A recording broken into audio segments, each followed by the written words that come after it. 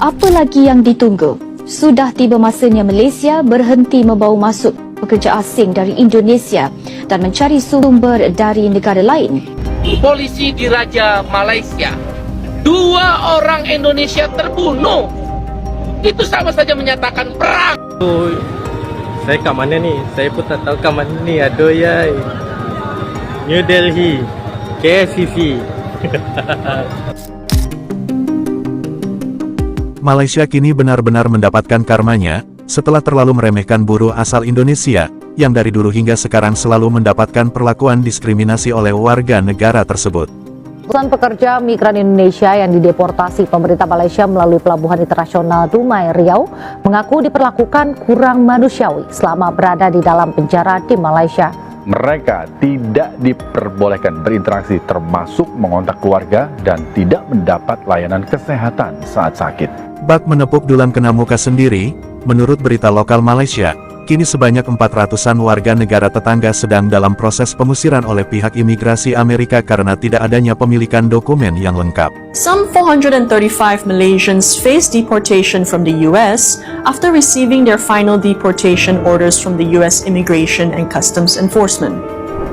Seramai 435 orang rakyat Malaysia tersenarai antara 1.44 juta individu bukan warga negara Amerika Syarikat diberi arahan akhir pengusiran oleh penguasa Immigration dan Custom ESICE.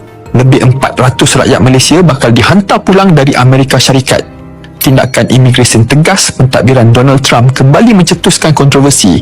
Apakah Malaysia akan bertindak? Seramai 435 rakyat Malaysia kini dalam senarai penghuni tanpa izin yang bakal dihantar pulang selepas menerima final deportation order daripada ICE. Dan imigresen yang lebih keras oleh pentadbiran Trump mula menunjukkan kesannya Malaysia kini berada dalam senarai negara yang terjejas tetapi tanpa kenyataan rasmi daripada kerajaan. Rakyat tertanya-tanya, adakah kerajaan akan membantu mereka kekal atau mempercepatkan penghantaran pulang? Amerika kini semakin mengeraskan kawalan imigresen.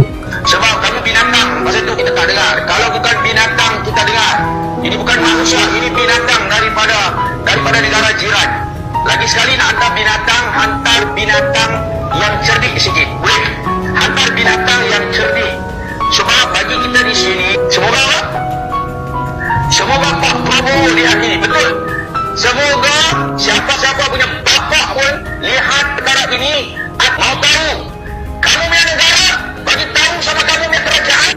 Di sisi lain, setelah berkurangnya tenaga kerja Indonesia di Malaysia, warga Bangladesh yang didatangkan sebagai pengganti telah merubah wajah kota dan sebagian wilayah di negara tersebut. Banyak warga lokal bahkan mengatakan jika ini bukan lagi negara mereka, tapi lebih mirip negara India.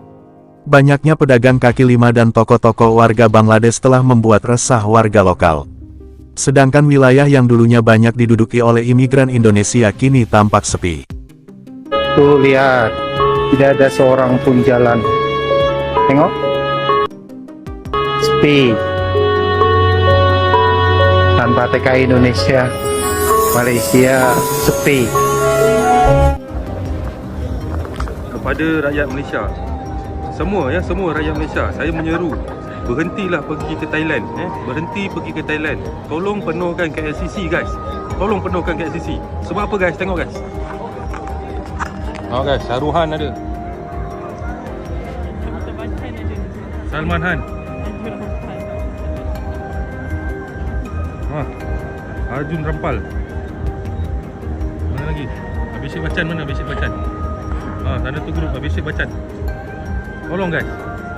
Ramaikan rakyat Malaysia sini guys. Berhenti pergi Thailand guys. Tolong guys. Nampak? Kita di Malaysia, ketandusan rakyat Malaysia sekarang ni. Semua dah pergi Thailand. Berjadah je semua ni.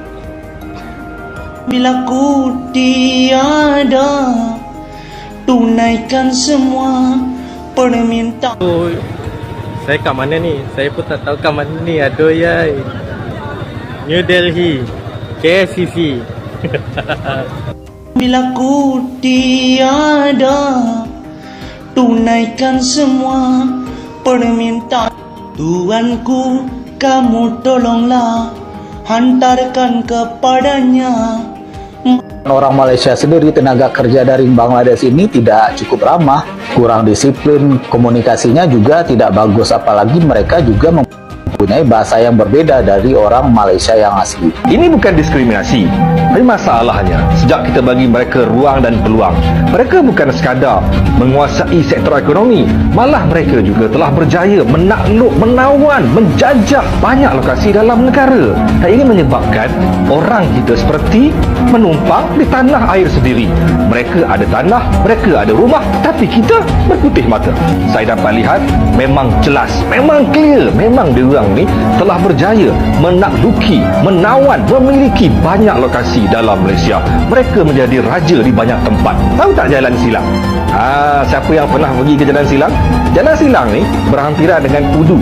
Dulu tempat ni popular dengan Metro Jaya zaman-zaman 90-an dulu. Tapi sekarang ni kalau korang pergi, korang akan rasa macam korang warga asing di bumi Malaysia. Mungkin dahulu kita bercakap Bumi Putra dan bukan Bumi Putra. Dahulu mungkin Alibaba famous atau popular dibincangkan.